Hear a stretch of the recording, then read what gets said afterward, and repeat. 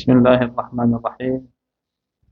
الحمد لله الذي خلق المكلفين ليعبدوه وأدر عليهم الأرزاق ليشكروه ووضح لهم الأدلة والبراهين ليعرفوه. أشهد أن لا إله إلا الله وحده لا شريك له نتمنى لقاءه ونرجوه، وأشهد أن محمدا عبده ورسوله فاق الرسل من جميع الوجوه.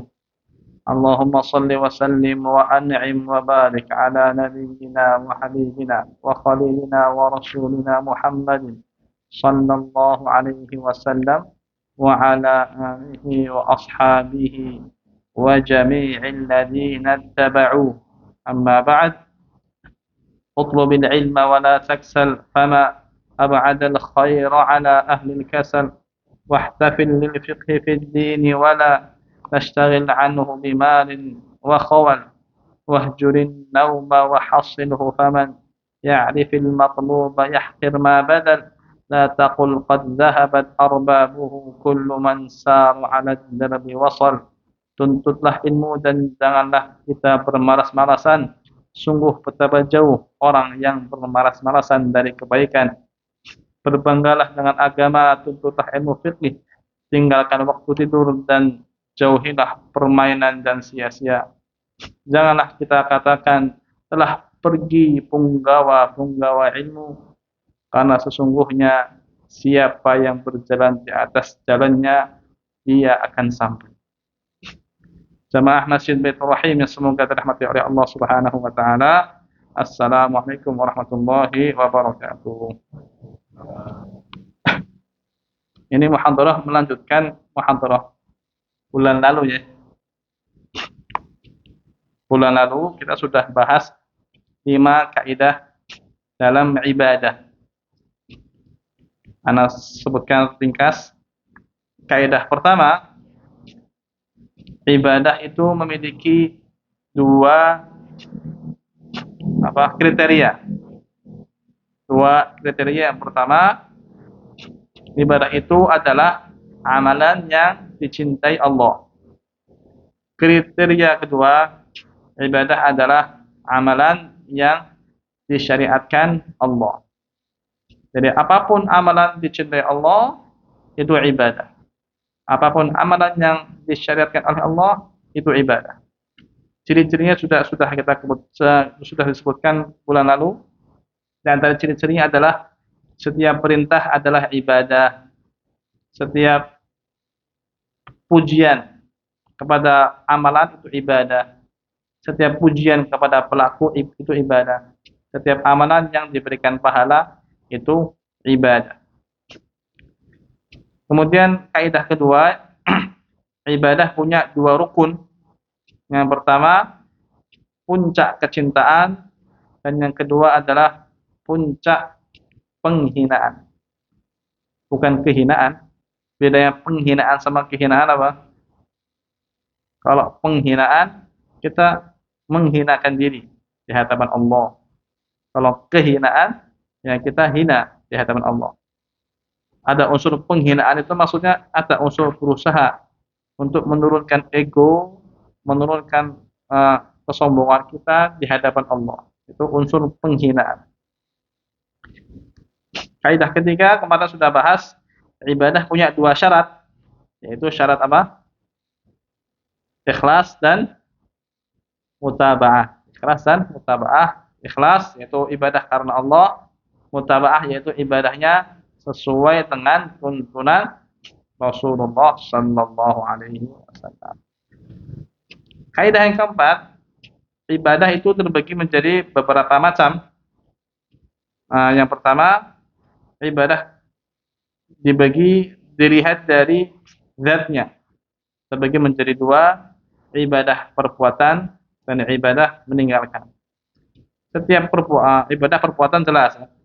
Ibadah meninggalkan seperti kita meninggalkan sesuatu karena Allah, itu dihitung ibadah. Kemudian pembagian kedua, pembagian ibadah dilihat dari manusianya, dilihat dari amalan manusianya. Terbagi menjadi 2, yaitu ibadah yang zahir dan ibadah yang batin. Pembagian ketiga, ibadah dilihat dari hukumnya. Dilihat dari hukumnya terbagi menjadi dua, ibadah yang wajib atau ibadah yang sunnah. Ada nggak ibadah yang mubah? Ibadah wajib, ibadah sunnah. Ibadah hukumnya mubah. Ada apa enggak kira-kira? Tidak ada. Tidak ada. Ibadah makruh. Ada enggak tuh? Rokok. Ibadah tapi makruh. Ibadah makruh ya. Aneh aja. Ibadah kan yang dicintai Allah. Makruh yang dibenci Allah. Gimana bisa bergabung sesuatu yang dicintai Allah tapi juga dibenci Allah? Jadi nggak ada ibadah yang makruh ya. Ibadah yang haram ada enggak? Ada. Apa itu? Adanya haram yang dianggap ibadah. Makruh yang dianggap ibadah. Ada. Haram yang dianggap ibadah seperti misalkan musikan di masjid. Niatnya untuk mendekatkan diri kepada Allah. Nah, itu kan haram yang dianggap ibadah. Makruh yang dianggap ibadah ya rokok. Rokok haram makruh ini. Pembahasan panjang kalau membahas. Intinya, nah kemudian amalan mubah. Apakah amalan mubah bisa jadi ibadah? Tidur. Misalkan tidur itu mubah, tapi tidurnya jadi ibadah. Bisa enggak kira-kira? Bisa ya. Kalau puasa itu. Syaratnya apa kalau mubah harus jadi ibadah? Syaratnya harus ikhlas. Oh, saya ikhlas tidur ini karena Allah. Syaratnya harus pakai niat. Niatnya harus untuk ibadah. Itu semua mubah kalau niatnya untuk ibadah dapat pahala. Enak. Makanya para ulama itu mengatakan an-niyah tijaratul ulama. Niat itu adalah jual beli atau dagangnya para ulama. Para ulama, orang pedagang, pinginnya gimana? Pinginnya usaha dikit, cuan gede, ya kan? Semua pedagang mau kayak gitu. Sama, kita juga maunya ibadahnya sedikit, tapi pahalanya gede. Ya apa? Allah Maha Kaya. Allah tidak mungkin kehabisan kerajaannya. Makanya niat itu sangat penting kedudukannya. Mau makan, hadirkan dalam niat. Ini makan untuk biar saya kuat sholat. Tidur, niatkan tidurnya biar bisa sholat subuh berjamaah. Mau minum, ya niatkan biar kuat kerja, cari nafkah. Cari nafkah ibadah juga. Nah, setiap mubah niatkan untuk ibadah. Pakai sendal, niatnya untuk biar nggak kena najis, ya kan? Ibadah berpahala. Pakai parfum 1 liter, nah, ibadahnya niatnya untuk apa? Niatnya untuk menampakkan kenikmatan. Allah mencintai hambanya yang menampakkan kenikmatan yang Allah berikan kepada dirinya. Itu niat berpahala. Cukur rambut, pakai baju bersih, niatin semuanya untuk sambungkan ke ibadah, sambungkan ke amal soleh. Semuanya insya Allah Allah akan bernilai ibadah. Itu kaidah keempat kemarin. Kemudian kaidah kelima, ibadah adalah tujuan diciptakannya makhluk. Tujuan diciptakannya makhluk. Makhluk itu terdiri dari berapa? Makhluk itu siapa aja? Manusia, makhluk lah. Jin, makhluk bukan? Makhluk. Hewan, makhluk bukan? Makhluk ya. Tumbuh-tumbuhan, makhluk. Bumi dan langit, makhluk. Ini semua nih, hewan, tumbuh-tumbuhan, bumi, langit. Ini kenapa diciptakan? Tujuannya untuk apa? Untuk ibadah. Ada yang agar makhluk itu beribadah kepada Allah kayak jin dan manusia. Ada yang makhluk diciptakan untuk membantu ibadah. Seperti bumi, langit itu diciptakan untuk membantu ibadah. Jadi diciptakannya tidak sia-sia. Sebagaimana Allah berfirman, "Wa ma khalaqnas samawati wal arda ma bainahuma la'ibin." Atau firman yang lain, "Wa ma khalaqnas samaa wal arda wa ma bainahuma batila." Tidaklah kami ciptakan langit dan bumi ini sia-sia. Jemaah Masjid Baitur Rahim yang semoga dirahmati oleh Allah Subhanahu wa taala, kita masuk ke kaidah ke-6. Kaidah ibadah yang ke-6. Kaidah yang ke-6 adalah manfaat ibadah kembali kepada hamba, bukan Allah. Manfaat ibadah itu kembali kepada hamba, bukan kepada Allah. Berarti Allah tidak butuh ibadah kita. Nah, betul atau enggak? Betul. Allah tidak butuh sama ibadahnya kita. Jadi kita harus memposisikan diri. Kita ini siapa toh? Hamba. Hamba itu dalam KBBI itu artinya apa? Budak. Budaknya Allah. Hamba sahaya. Bonyaknya Allah. Jangan diri kita merasa kita itu punya keistimewaan di hadapan Allah. Ini harus diposisikan dulu. Hamba itu ya hamba sudah. Jangan posisikan sebagai rekan tuan atau anak dari tuannya, hamba. Jadi, kalau misalkan ada musibah yang menimpa diri kita, sebagian orang itu malah meninggalkan ibadah. Bukan mendekatkan diri kepada Allah, malah meninggalkan ibadah. Itu banyak apa enggak? Banyak, sangat disayangkan.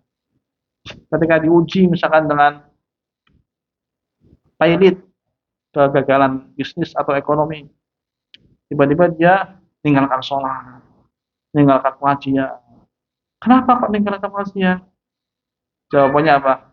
Buat apa saya ibadah? Oh, Allah tidak bantu saya. Buat apa saya ibadah? Jadi dia anggap ibadah itu untuk Allah. Terus saya nggak mau ibadah lah, biar Allahnya misalkan berkurang kedudukannya.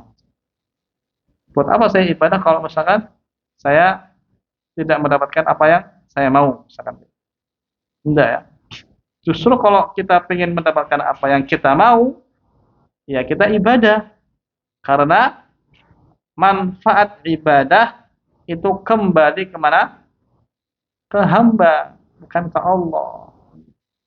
Allah sangat tidak butuh ibadah kita. Allah tetap menjadi sempurna meskipun tidak ada yang menyembahnya di atas muka bumi. Allah tetap sempurna meskipun semua penduduk bumi ini melakukan kekufuran tertinggi kepada Allah. Hadisnya itu hadis Ibnu Abbas, hadis qudsi. Allah Subhanahu wa taala berfirman,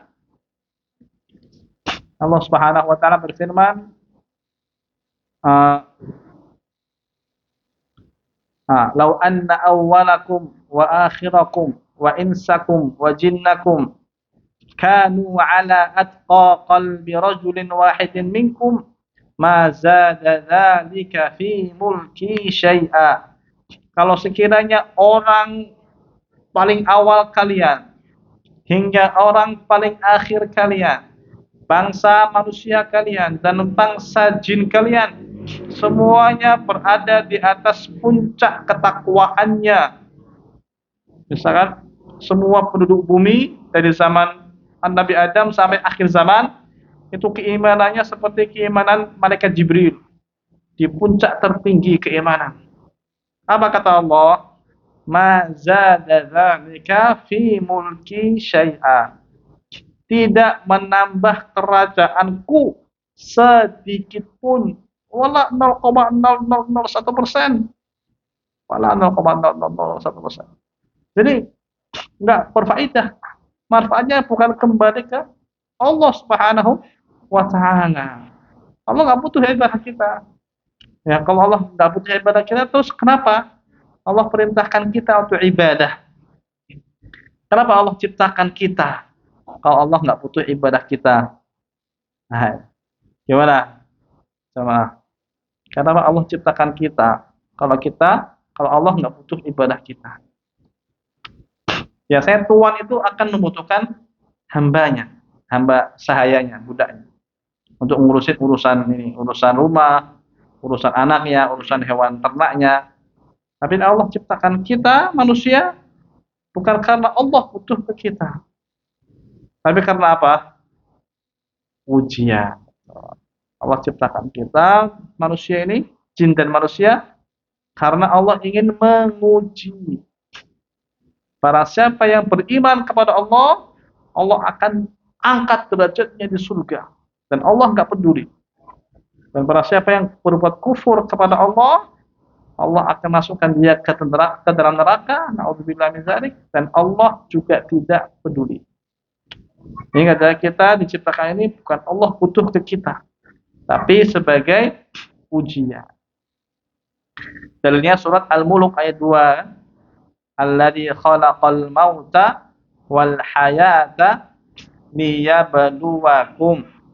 Allah yang menciptakan kematian dan kehidupan untuk menguji kalian. Siapa di antara kalian yang amalannya paling bagus? Ayyukum ahsanu amala. Yang amalannya paling bagus, bukan amalannya paling banyak. Kenapa? Kualitas lebih didahulukan dari kuantitas. Jadi Allah lebih melihat kualitas ibadah daripada kuantitas ibadah. Itu ibadahnya sedikit, tapi cuannya, pahalanya banyak. Kualitas. Nah, kata Fudail bin Iyad, ibadah yang bagus adalah maka dari akhlasuhu wa aswabuhu. Yang paling ikhlas dan yang paling tepat dengan tuntunan Rasulullah SAW. Ya, kembali ke kaidah ketiga. Semakin ikhlas ibadah kita, maka kualitas ibadahnya semakin tinggi. Dan semakin dekat ibadah kita dengan tuntunan Rasulullah SAW, maka kualitas ibadahnya juga semakin tinggi. Allah Subhanahu wa taala berfirman, "Man 'amila hasanatan fali nafsihi wa man asaa fa 'alaiha." Barang siapa yang berbuat kebaikan, maka kebaikannya untuk diri sendiri.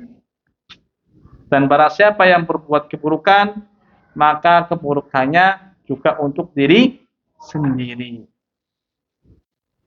Allah tidak butuh kepada hamba-hambanya sedikit pun. Allah Maha mampu untuk menciptakan semua manusia taat kepada Allah. Mampu dan Allah mampu. Sama. Buktinya apa? Buktinya Allah sudah ciptakan para malaikat yang semuanya taat kepada Allah. Semuanya tidak ada yang bermaksiat kepada Allah. Rasulullah SAW bersabda, "Attatis sama wa huqqalaha an ta'id." Langit telah mengeluh kecapean dan dia berhak untuk mengeluh kecapean. Kenapa langit mengeluh kecapean? Kata Rasulullah SAW, tidaklah ada tempat kosong sejarak 1 jengkal kecuali ditemukan ada malaikat yang sedang beribadah, entah sedang sujud atau sedang rukuk kepada Allah Subhanahu wa taala. Jadi di langit sana itu padat, sangat padat. Tidak ada ruang kosong walaupun selebar 1 jengkal. Semua tanahnya atau semua tempatnya itu penuh dengan malaikat yang beribadah kepada Allah. Ada malaikat yang Allah ciptakan untuk sujud kepadanya. Ada malaikat yang Allah ciptakan untuk ruku' terus kepadanya. Dan mereka enggak akan pernah maksiat sama Allah. Allah Maha mampu ciptakan manusia di atas keimanan semua, Maha mampu. Walau syaa lahadan nasa jami'an. Jika Allah berkehendak, Allah akan berikan hidayah kepada semua manusia. Ini untuk membantah apa? Membantah sebagian ahlu bid'ah yang mengatakan, atau sebagian orang-orang kafir yang mengatakan kerusakan bumi itu di luar kontrol Allah. Jadi mereka mengatakan bumi ini Allah tidak bisa kuasai. Ada kemaksiatan, kemungkaran, dosa-dosa, kriminal, itu di luar kuasa Allah, kata mereka. Di luar kuasa Allah. Sehingga bumi tidak terkontrol. Enggak. Allah Subhanahu wa taala menguasai bumi. Allah tahu ada yang berbuat maksiat sana, kriminal sana. Allah Maha tahu.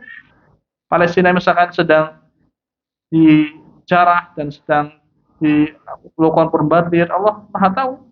Apa yang terjadi di Sudan sekarang, Allah Maha tahu di semua kejadian yang ada di muka bumi. Tapi Allah biarkan. Kenapa? Kembali ke kaidah tadi. Sebagai ujian. Kalau orang-orang mukmin bersabar, maka Allah akan angkat di surga. Allah akan derajatnya di surga dengan setinggi-tingginya. Tapi kalau mereka tidak bersabar, maka ujian mereka tidak bernilai pahala. Jamaah yang dirahmati Allah Subhanahu wa taala, itu kaidah ke-6, bahwasanya manfaat ibadah kembali kepada hamba, bukan kembali kepada Allah Subhanahu wa taala. Kaidah yang ke-7 yaitu ibadah adalah tauqifiyah. Ibadah adalah tauqifiyah. Apa arti tauqifiyah? Tauqifiyah itu adalah ibadah dibangun di atas dalil. Ibadah dibangun di atas dalil. Itu arti tauqifiyah. Kalau tidak ada dalil, maka tidak ada ibadah. Simple. Ibadah itu simple aja. Jadi hukum asal ibadah itu adalah haram kalau kata para ulama. Hukum asal ibadah haram kecuali yang ada dalilnya. Kalau ada dalilnya berarti ibadahnya disyariatkan. Nah, kata kecuali ini biasanya lebih sedikit atau lebih banyak? Lebih sedikit ya. Pengecualian itu selalu lebih sedikit. Misalkan semua warga Pekalongan kebanjiran misalkan, kecuali daerah apa namanya, Kajen misalkan. Nah, berarti kan pengecualian ini selalu lebih sedikit. Nah, berarti ibadah itu sedikit. Maknanya ibadah itu banyak atau sedikit? Sedikit. Karena dikecualikan dari semua amalan yang sangat banyak. Ibadah dibangun di atas dalil. Maka jika tidak ada dalilnya, maka tidak ada ibadahnya. Simple loh. Simple lah. Tinggal kita lihat apa aja sih yang diperintahkan Allah, diperintahkan Rasulnya, nah kita laksanakan. Kalau tidak ada perintah dari Allah, tidak ada perintah dari Rasulullah, ya sudah, tidak perlu dilaksanakan. Kalau tidak ada perintah dari Allah dan tidak ada perintah dari Rasulullah, hukumnya di antara tiga itu, mubah, makruh atau haram. Ya tinggal dilihat aja. Kalau misalkan Allah benci, berarti hukumnya makruh atau haram. Tapi kalau tidak Allah cintai, tidak Allah benci, hukumnya adalah mubah. Kayak misalkan main bola. panjat tebing, arung jeram, itu kan mubah aja dah. Nggak ada perintah, tapi nggak ada larangan juga. Ini mubah. Ibadah itu simple. Sedangkan dalil itu bersumber dari dua saja. Dalil bersumber dari dua, yaitu Al-Quran dan Sunnah. Al-Quran mutlak, semua yang ada dalam Al-Quran itu adalah dalil. Adapun Sunnah itu tidak semua Sunnah diambil, ya. Harus diambil, yang diambil adalah Sunnah-Sunnah yang sahih, yang syaratnya sahih. Kalau Sunnah yang syaratnya lemah atau bahkan syaratnya palsu, maka bukan dalil, meskipun dinisbatkan ke dalil. Misalkan ada omongan yang disandarkan ke hadis seperti ini, misalkan al-badinjan syifa'un min kulli da'. Terong adalah obat segala penyakit. Misalkan. Ini kan bukan dalil, hadis palsu ini. Yang buat mungkin pakul terong, kesenangan biar pakul, jualan terongnya laris manis. Di mana hadis itu tersebar? Terong adalah obat dari segala penyakit. Nah, ini bukan dalil, karena hadisnya palsu, nggak ada, nggak sahih. Jadi hadis pun harus diteliti. Kira-kira hadisnya ini sahih atau lemah, sahih itu betul, atau lemah, atau bahkan palsu. Atau ada hadis yang tersebar juga, idza a'yatkumul umur fa'alaikum bi ashabil qubur. Kalau urusan kalian sudah pelik, maka silahkan pergi ke kubur. Itu hadis. Mereka bilangnya hadis. Sebagian orang bilang ini hadis nih. Tapi kalau kita kena musibah, susah kita ziarah kubur, minta ke kuburan, kata mereka.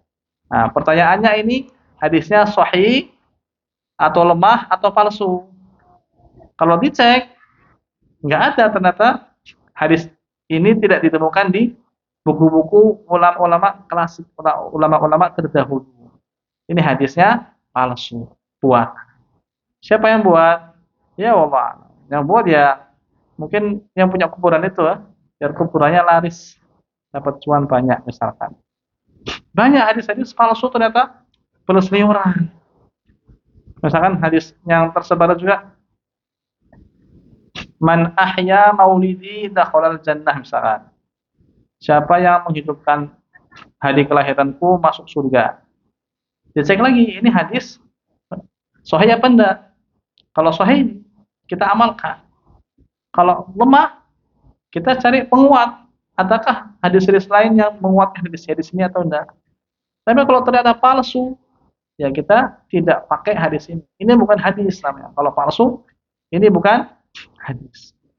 Jadi sumber dalil itu dua, betul, Al-Quran dan hadis. Tapi hadisnya tengah syarat apa?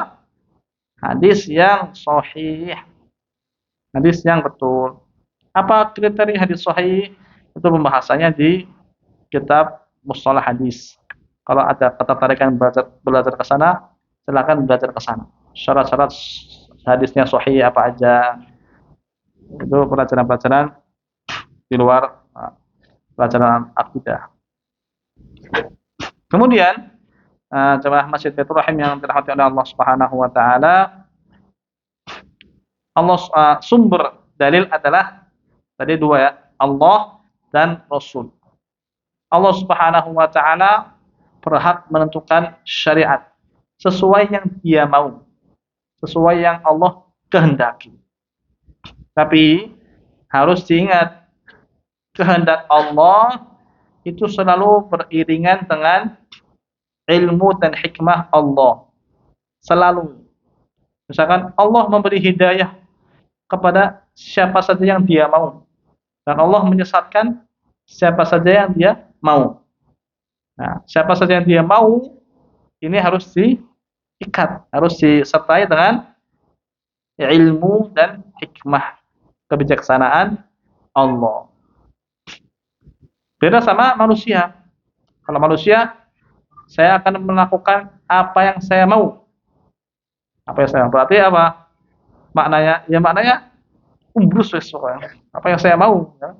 Karena manusia kan didasari dengan dasarnya adalah kebodohan. Terus terserah, saya mau lakukan apa yang saya mau. Ya, saya mau pergi ke tempat yang saya mau. Nah, itu kan berarti didasari kebodohan.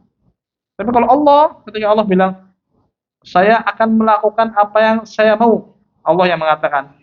Itu apa yang saya mau selalu beriringan dengan hikmah dan ilmu Allah. Seperti misalkan Allah Subhanahu wa taala berfirman dalam surat Al-Buruj ya.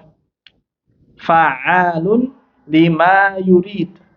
Allah melakukan apapun yang Dia mau, apapun yang Dia kehendaki. Di bawah ilmu dan kebijaksanaan Allah. Kenapa Allah memberikan hidayah kepada fulan? Ya, karena Allah Maha mengetahui. Karena Allah memberikan hidayah ini kepada fulan di atas ilmu dan di atas hikmahnya Allah. Kenapa Allah menyesatkan mereka orang ini? Ya karena Allah menyesatkan mereka di atas ilmu dan di atas kebijaksanaan. Karena Allah tahu ini orang layak untuk disesatkan. Dan karena Allah tahu ini orang layak untuk diberikan hidayah. Intinya Allah Subhanahu wa taala bebas melakukan syariat, membuat syariat apa yang Dia mau. Dan apa yang Dia mau itu selalu terikat dengan ilmu dan kebijaksanaan Allah. Maka syariat Allah semuanya diisi dengan ilmu dan kebijaksanaan Allah. Setiap syariat Allah itu pasti memiliki hikmah yang tersembunyi. Entah itu hikmahnya kita ketahui atau hikmahnya kita tidak ketahui. Banyak syariat-syariat Allah yang terbukti, justru terbuktinya di akhir abad ini. Yang para sahabat tidak tahu hikmah syariat-syariat ini. Misalkan, kenapa untuk mensucikan air liur anjing harus pakai tanah, ya kan? 7 kali air dan 1 tanah. Itu syariat ini. Allah serah apapun yang Allah mau, Allah kasih syariat. Tapi kenapa harus 7 air dan 1 tanah? Ternyata setelah diteliti, hanya komponen tanah atau unsur tanah yang mampu menghilangkan bakteri air liur yang ada dalam air liur anjing. Subhanallah. Jadi syariat Allah dibangun di atas ilmunya Allah. Syariat Allah dibangun di atas hikmahnya Allah. Dan tanah ini tidak bisa digantikan dengan air sabun atau air yang lain. Contoh lain. Kenapa disunahkan untuk bersiwak? Siwak, sikat gigi ya. Kenapa? Karena ternyata dalam siwak ini mengandung bakteri-bakteri baik yang bisa membersihkan gigi. Kenapa siwaknya harus pakai kayu dari arok namanya, ya ada Arab Saudi. Kemudian syariat lalat, kalau masuk ke dalam gelas maka disunahkan untuk dicelupkan, lalu dibuang lalatnya. Bukan dibuang airnya, yang dibuang apa? Lalatnya. Kenapa dijemurkan dulu? Ya terserah Allah. Allah kasih syariat apa yang Dia mau, ya kan? Tapi ingat, setiap syariat yang Allah mau itu dibangun di atas ilmu Allah, dibangun di atas kebijaksanaan dan hikmah Allah. Karena ternyata dalam kandungan sayap lalat itu di satu sayap mengandung racun dan di sayap yang lain mengandung penawarnya. Jadi ketika lalat masuk itu biasanya sayap yang mengandung racun dulu yang masuk. Nah, kita disunahkan untuk cemplungkan seluruh sayap itu supaya airnya menjadi netral kembali. Contoh lain, Kenapa disunahkan makan pakai tangan? Karena di dalam tangan mengandung bakteri yang mempercepat pembusukan makanan. Banyak syariat-syariat Allah yang terbuktinya di akhir ini. Nah, kaidahnya seperti ini. Kaidahnya kita sudah tahu nih, setiap syariat itu pasti mengandung hikmah Allah. Setiap syariat. Ya sudah. Berarti kaidahnya setiap yang datang dari Allah itu pasti mengandung kebaikan. Entah itu kita tahu hikmahnya atau kita nggak tahu hikmahnya. Jadi, kalau ada syariat yang datang kepada kita, ya kita terima. Wajib berserah diri, berpasrah kepada syariat Allah secara mutlak. Ada dulu? Ada dulu. Kita lanjutkan setelah adzan. Wassallallahu alaihi wasallam.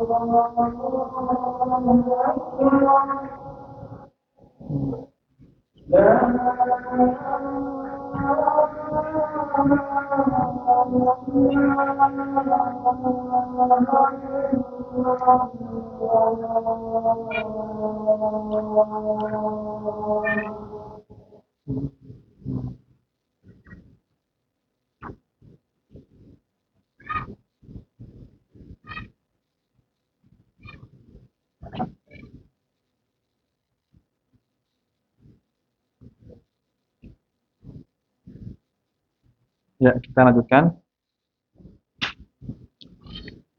Ibadah adalah tauqifiyah. Tauqifiyah maknanya dibangun di atas dalil. Dalil bersumber dari Al-Quran dan Sunnah yang sahih. Syariat itu hanya Allah yang boleh memberikan syariat. Dan syariat Allah dibangun di atas ilmu dan kebijaksanaan Allah. Itu kesimpulannya.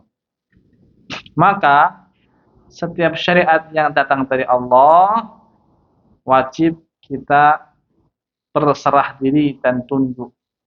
Meskipun syariatnya berat, kadang kita nggak tahu, terus tiba-tiba ada hukumnya tahu, kasih tahu. Ternyata ini nggak boleh loh. Kata siapa? Saya dengar kajian dari Ustadz, dalilnya ini. Nah, berat ini. Masa nggak boleh? Nah, tapi karena ini syariat Allah, dan syariat Allah itu dibangun di atas kebijaksanaan, di atas ilmu, di atas maslahat, di atas kebaikan, di atas keadilan, di atas hikmah Allah. Maka kita wajib tinggalkan. Innama qaulal mu'minin idza du'u ila Allahi wa rasulihi liyahkuma bainahum an yaqulu sami'na wa ata'na. Sesungguhnya hanyalah perkataan orang-orang beriman ketika mereka diseru, diajak kepada Allah dan Rasulnya, mereka mengatakan sami'na wa ata'na. Kami dengar ya Allah dan kami taat. Kami tidak ada rasa keluhan sedikit pun terhadap apa yang Engkau perintahkan kepada kami. Kami ridho bahwa kami ridho Engkau menjadi Rabb kami. Kami ridho agama Islam adalah agama kami, dan kami ridho Nabi Muhammad sallallahu alaihi wasallam adalah nabi dan utusan kami. Barang siapa yang mengucapkan itu dalam hatinya, kata Rasulullah sallallahu alaihi wasallam, dzaqa ta'mal iman. Dia akan mencicipi manisnya iman. Karena dia telah tunduk secara totalitas. Ridho Allah menjadi Tuhan dia. Maknanya apa? Ridho dengan semua syariat Allah. Ridho dengan semua halal dan haram Allah. Ridho dengan semua ketentuan dan takdir Allah. Tiga itu. Ridho Rasulullah sebagai Nabi, Muhammad sebagai nabinya. Maknanya ridho tentang ridho kepada syariatnya Nabi Muhammad. Ridho dengan tuntunan halal dan haramnya Nabi Muhammad sallallahu alaihi wasallam.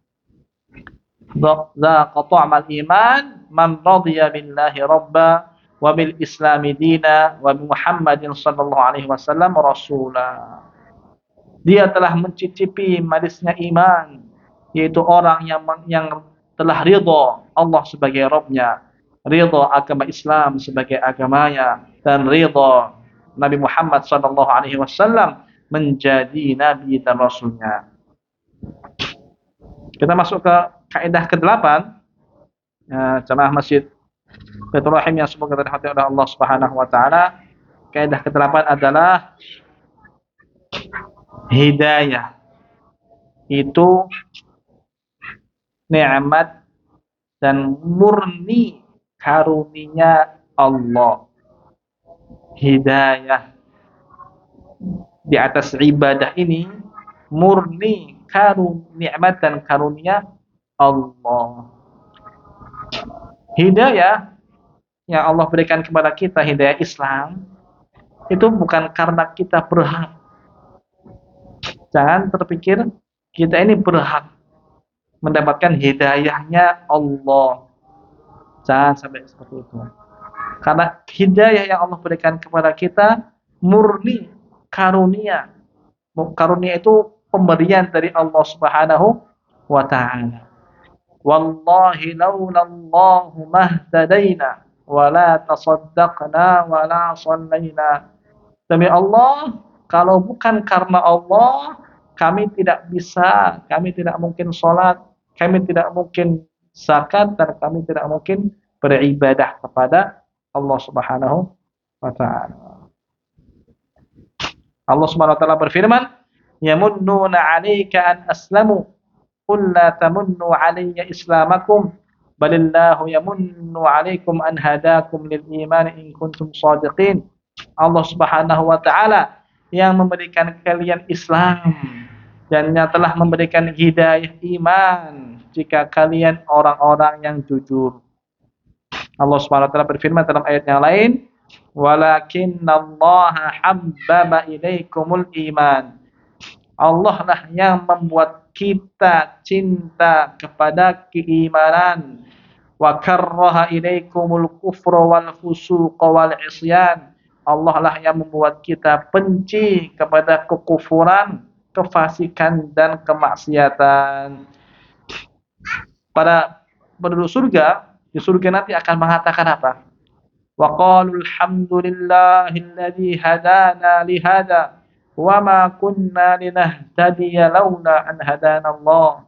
Segala puji bagi Allah yang telah memberikan kita petunjuk sampai kepada rumah kita di surga ini, dan kita tidak mungkin dapat hidayah kalau Allah tidak berikan hidayah kepada kita. Qalu kunna qablu fi ahlina musyfiqin. Dahulu kami ini orang-orang yang takut kepada terhadap keluarga kami. Famannallahu alaina wa waqana 'adzabas samum. Kemudian Allah yang memberikan kita hidayahnya, dan Allah yang menjauhkan kita dan memelihara kita dari azab yang sangat pedih.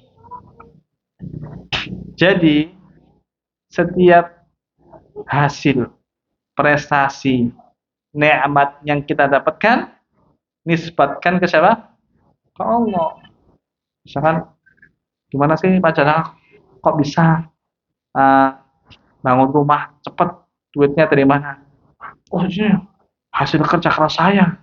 Jangan kayak gitu. Yang pertama apa? Ini murni ya, bukan murni karunia Allah. Kemudian Allah mudahkan saya untuk melakukan ini dan itu. Kemudian, kenapa kok jenengan bisa sholat 5 waktu di masjid terus? Apa tipsnya? Oh, tipsnya saya ini. Nah, jangan langsung kayak gitu. Murni karunia Allah dulu, baru Allah mudahkan saya untuk ini dan itu. Gimana Pak jenengan tipsnya kok bisa sholat qiyamul lail kuat itu, sholat tarawih, sholat malam? Tipsnya gimana? Oh ini karena saya ini misalkan minum jamu, makan ini itu. Nanti itu kedua. Yang pertama bilangnya apa? Murni karunia Allah dulu. Gimana kok anak-anak jenengan Masya Allah soleh-soleha, perempuannya pakai hijab semua, nurut ke masjid, itu tipsnya gimana untuk cara ngajarnya? Biasanya orang kok kayak gitu langsung, oh ini duduk terus, saya cerita. Nanti bilangnya apa? Murni karunia Allah dulu. Ini murni karunia Allah Pak, fadlullah, murni karunia Allah. Baru Allah mudahkan saya untuk lakukan ini gitu. Ya, itu harus disebutkan. Karena terus terang banyak kaum muslimin malah selalu menisbatkannya ke diri sendiri, nisbatkan ke kerja keras, ke misalkan etos kerja. Itu kalau Allah nggak izinkan, kalau Allah nggak mudahkan, nggak bakal ada kerja keras itu. Makanya kita harus nisbatkan nikmatnya ke Allah dulu. Biasanya ini terjadi di instansi perusahaan atau sekolahan kayak gitu. Ada yang juara satu misalkan, lomba makan kerupuk senasional misalkan. Ini bukti kerja keras kita. Ini bukti semangat kerja kita misalkan. Ini tidak boleh nih, tidak boleh. Ini karena Allah. Kemudian karena kerja keras boleh gitu. Kemudian bukan kerja keras dulu.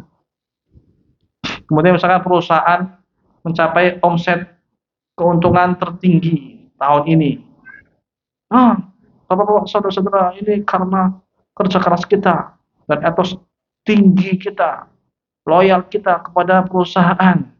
Itu nanti, bapak-bapak, ini semua murni karunia Allah. Kemudian, ini berkat kerja keras kalian sebagai pegawai ini dan itu, silahkan nggak apa-apa. Yang penting jangan lupa nisbatkan semua ke Allah. Hatta kita beragama Islam, itu bukan karena lingkungan, bukan karena nasab kita orang-orang baik semua, bukan karena teman-teman, bukan karena hal-hal lain. Ini murni Allah inginkan kita kebaikan. Harus nisbatkan ke situ. Kalau enggak, khawatir nikmat Islam, nikmat iman dicabut dari diri kita. Ada kisah dari Bani Israel, dia beribadah selama 500 tahun. Dia ketika di hari kiamat Allah berfirman kepadanya, masukkan hambaku ini ke dalam surga karena karuniaku, karena rahmatku, kata Allah. Orang Bani Israel ini nggak terima. Ya Allah, masukkan aku ke dalam surga karena amalanku. Ya, udah mau masuk surga nggak terima juga, nggak mau dengan karunia Allah, harus dengan amalanku. Saya sudah bekerja, beramal selama 500 tahun, menyendiri, ibadah, puasa, ini dan itu. Dan jawabannya kayak gitu. Dia nggak mau disebutkan ke Allah, disebutkan surga itu ke amalan dia. Apa kata Allah? Timbanglah seluruh amalan dia dengan nikmat pandangan, nikmat mata yang telah saya berikan.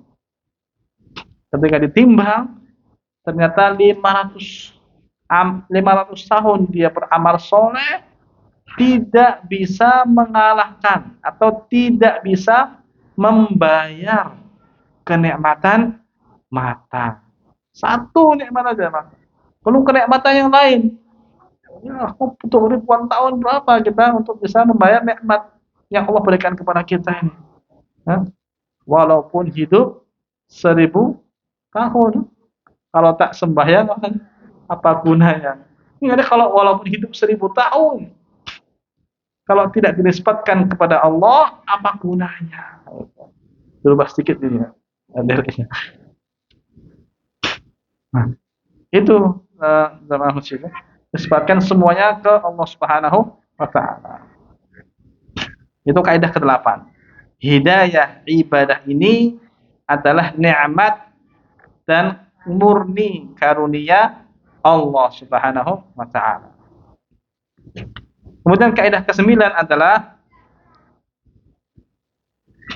ganjaran atau pahala dari Allah juga murni karunia Allah.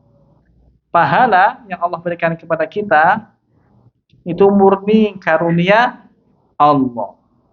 Bukan karena ikhlas kita, bukan karena kita mengikuti tuntunan Rasul, karena murni karunia dari Allah Subhanahu wa taala.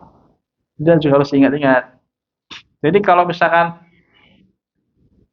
kita bermuamalah dengan Allah, itu bukan bermuamalah dengan pedagang misalkan. Saya sholat ini adalah harganya 1000 pahala misalkan. Enggak. Sholat kita meskipun sempurna, belajar kita meskipun sempurna, tidak bisa membayar atau menebus kenikmatan yang telah Allah berikan ke kita. Mustahil, mustahil. Walaupun hidup 1000 tahun. Percuma, nggak ada gunanya kalau misalkan kita tidak bisa menebus kenikmatan yang Allah telah berikan kepada kita. Jadi, terus gimana kita mendapatkan pahala dari Allah? Kita mendapatkan pahala dari Allah atau kita mendapatkan surga Allah bukan karena kita berhak. Bukan karena kita berhak. Berhak itu ada hak, ada kewajiban, ya kan? Hak itu yang dia terima, kewajiban itu yang dia akan beri. Hak hamba, hak saya itu masuk surga. Enggak, misalkan hak saya itu masuk surga. Maka kewajiban Allah memberi surga. Itu bukan kayak gitu konsep ibadah. Kita nggak berhak untuk mendapatkan surga. Tapi Allah mewajibkan dirinya.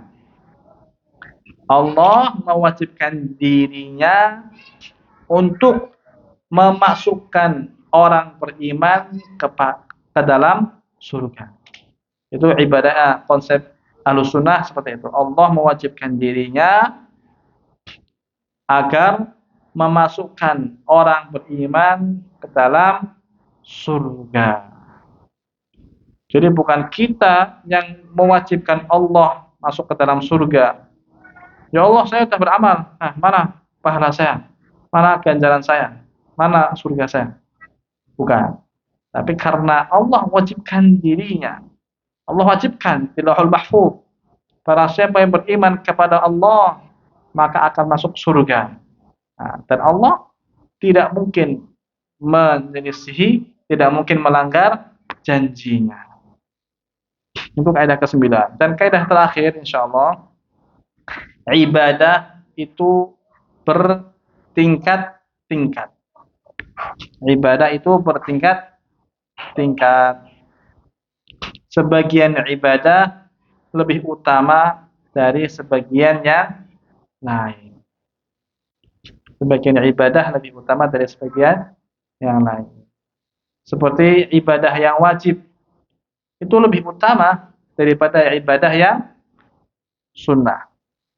Ibadah sunnah lebih utama daripada ibadah yang apa di bawah sunnah? Yang mubah. Ibadah yang mubah. Jadi kita bisa bilang mubah bisa jadi ibadah apa enggak? Bisa. Ibadah sunnah lebih utama daripada ibadah yang mubah. Ibadah yang terbatas waktunya lebih utama daripada ibadah yang longgar waktunya. Misalkan di hari Jumat itu disunahkan untuk banyak-banyak bersolawat kepada Nabi SAW. Nah, ini waktunya terbatas sih.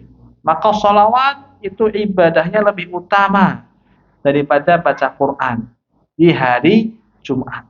Karena baca Quran ibadahnya atau waktunya longgar.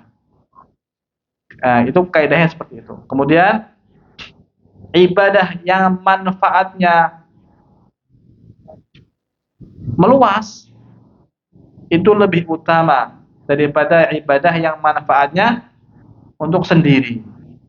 Seperti sedekah, mengajarkan ilmu, berdakwah, amal ma'ruf nahi munkar, menasihati, membantu orang lain, itu lebih utama daripada ibadah yang untuk diri sendiri. Makanya hablum minan nas itu sangat diperhatikan oleh syariat Islam.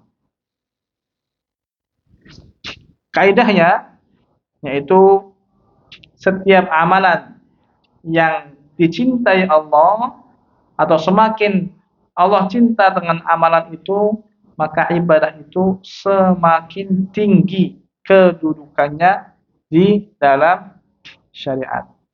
Semakin semakin Allah cinta kepada amalan tersebut, maka amalan tersebut semakin tinggi kedudukannya.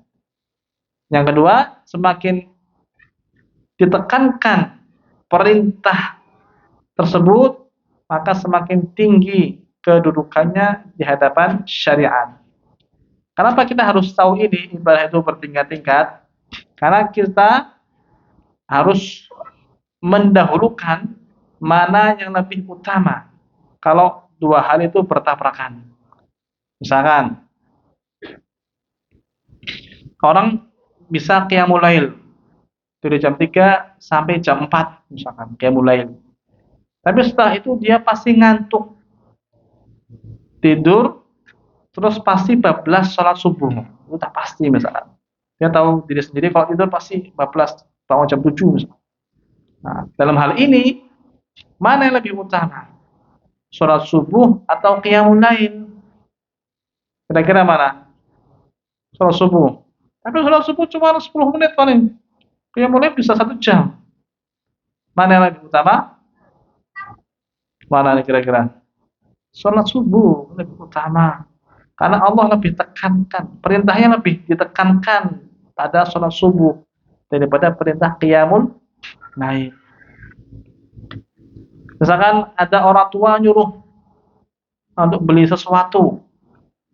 Sedangkan uang ini uang yang dipakai untuk nabung haji misalkan atau umroh. Nah, mana didahulukan nih? Membantu orang tua atau haji atau umroh? Kira-kira susah nih ya. Orang tua mau haji nih, tolong saya mau haji dong. Padahal dia nabung haji nih, udah nabung haji buat diri sendiri. Nah, mana yang didahulukan? Ibadah haji dia atau ibadah dia membantu orang tua? Orang tua. Tapi haji wajib kan? Ibadah haji wajib kan? Orang tua juga wajib. Gimana itu? Ibadah orang tua yang didahulukan. Kenapa? Karena waktunya terbatas. Orang tua kan nggak selamanya hidup. Nah, ibadah haji dia bisa lakukan di tempat yang lain.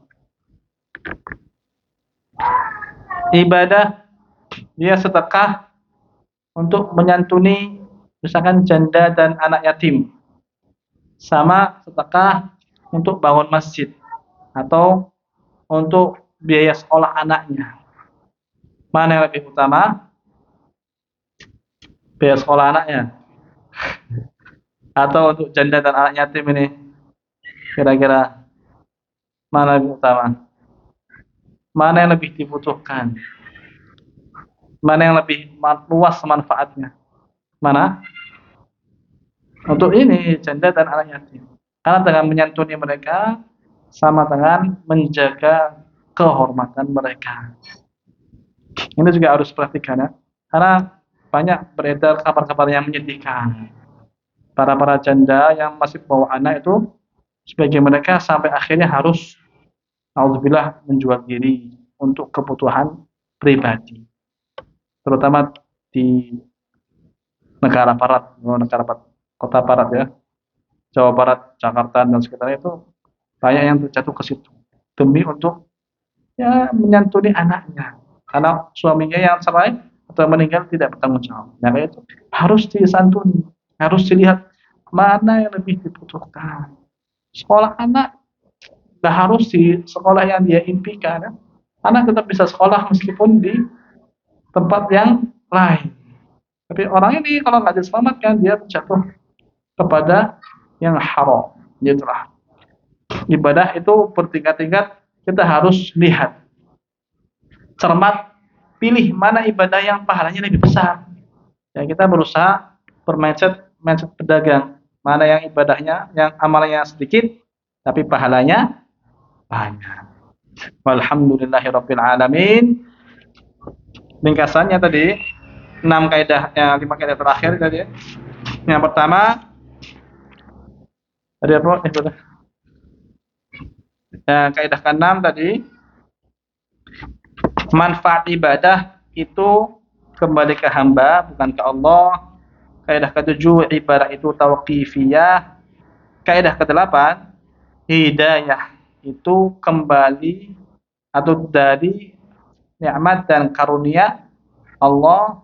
Kaidah kesembilan, ganjaran dan pahala dari ibadah itu murni karunia Allah. Dan kaidah yang ke-10 adalah ibadah itu bertingkat-tingkat. Sebagiannya lebih utama dari sebagian yang lain. Walhamdulillahirabbil alamin. Naktafi bidu'a kafaratul majlis. Subhanakallahumma bihamdika asyhadu an la ilaha illa anta astaghfiruka wa atubu ilaik. Wassalamualaikum warahmatullahi wabarakatuh.